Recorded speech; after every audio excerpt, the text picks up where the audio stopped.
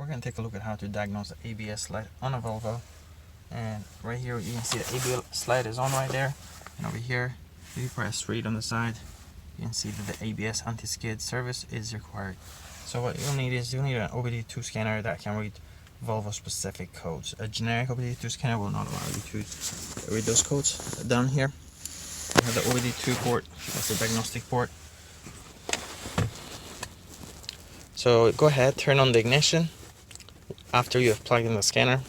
Then you go to diagnostic, you press enter, or select Volvo here, enter. And we'll do automatic search instead of scrolling down and selecting the model you can detect. And here we press enter again. It'll go through all the various Volvo modules and see what is installed on this car. So it's going to show us those modules. But we could technically have gone to select module and go directly to ABS. But you wait for a few minutes. Once all these systems are scanned, then we'll go into the ABS control module and read the codes.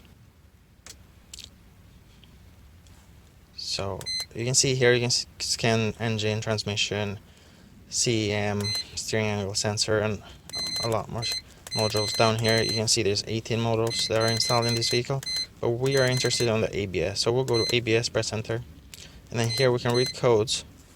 Wheel sensor right rear. So you can see the back sensor there is probably needs to be replaced. It could be the wire harness, but at least you have an idea what's going on. You only have one code, and that's what that ABS light is on in this case. Now once you do fix the problem, you can come back in here and you can press OK and erase the codes.